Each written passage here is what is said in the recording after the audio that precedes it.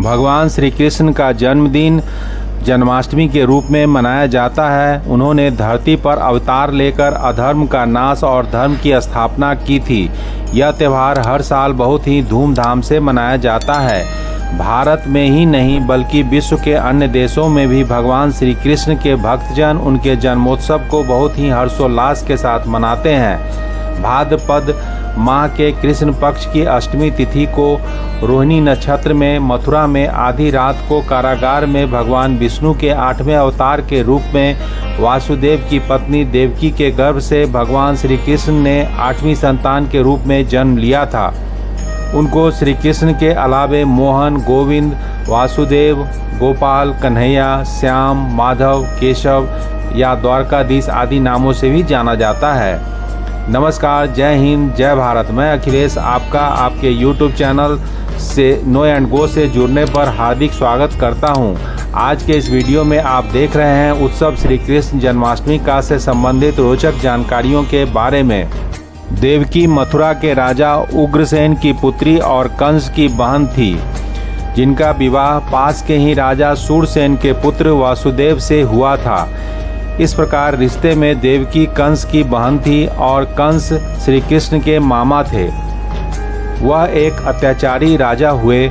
आकाशवाणी के अनुसार जो उसने सुनी थी कि देवकी के 8वें पुत्र द्वारा वह मारा जाएगा, उस आकाशवाणी के प्रकोप से बचने के लिए कंस ने अपनी बहन और अपने बहनोई को मथुरा के कारागार में कैद कर दिया था।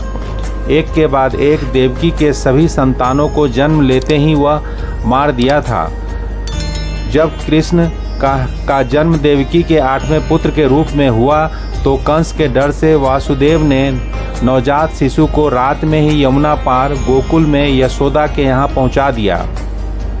भगवान श्री कृष्ण के चमत्कार से गोकुल के ग्राम प्रमुख नंद राय की पत्नी यशोदा ने उन्हें पाल पोस कर बड़ा किया। यशोदा और नंद उनके पालक माता पिता थे। बचपन से ही उन्होंने बड़े बड़े कारनामे किए जो किसी सामान्य इंसान के बस की बात नहीं थी। उनके द्वारा किए गए कारनामों में उनके जन्म के कुछ समय बाद ही उन्होंने कंस द्वारा भेजी गई राक्षसी पूतना का वध किया था। उसके बाद और भी कई राक्षस उन्हें मारने आए, उसका भी वध उन्होंने किया था। कृष्ण गोकुल के बाद जब नंदगांव आए, फिर वहाँ भी उन्होंने कई तरह की लीलाएं की, जिनमें माखन लीला, गोचारण लीला, रास लीला, गोवर्धन लीला आदि प्रमुख हैं। इसके बाद मथुरा में मामा कंस का वध किया।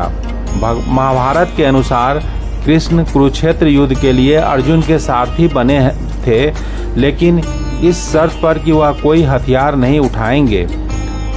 जन्माष्टमी के दिन श्रद्धालुओं का उपवास रहता है। कृष्ण प्रेम में भक्ति गीत गाकर और रात्रि में जागरण करके जन्माष्टमी मनाई जाती है। कृष्ण जन्माष्टमी पर्व संपूर्ण भारत और भारत से बाहर धूमधाम से मनाया जाता है। मध्य रात्रि के समय जन्म के उपरांत भगवान श्री कृष्ण की मूर्तियों को नहलाया जाता है और नया कपड़ा पहनाया जाता है। फिर सभी मिलजुल कर पूजा में शामिल होते हैं। पूजा के बाद प्रसाद सभी को वितरित किया जाता है। उसके बाद जो उपवास पर होता है अपना उपवास खाना खाकर खत्म करता है। महर्षि वेदव्यास द्वारा रचित श्रीमद् भागवत और महाभारत में श्री कृष्ण के चरित्र के बारे में विस्तृत रूप से लिखा गया है।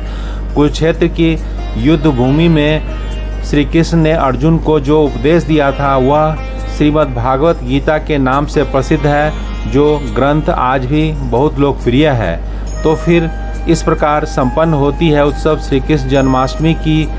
दोस्तों, आशा करता हूँ आपको उत्सव श्री कृष्ण जन्माष्टमी का से संबंधित रोचक जानकारियों पर आधारित ये वीडियो पसंद आई होगी। आपको मेरे द्वारा दी गई जानकारी कैसी लगी, अपना बहुमूल्य कमेंट देना ना भूलें। वीडियो को लाइक करें, सब्सक्राइब करें और साथ में बेल के बटन को दबाना ना भूलें। बेल को दबाने से मेरे हर नई वीडियो का नोटिफिकेशन आप तक पहुँचेगा और आप फिर से मेरे नए वीडियो को देखने के लिए मेरे चैनल नो एंड गो के साथ जुड़ सकेंगे। वीडियो को यहाँ तक देखने के लिए बहुत बहुत धन्यवाद।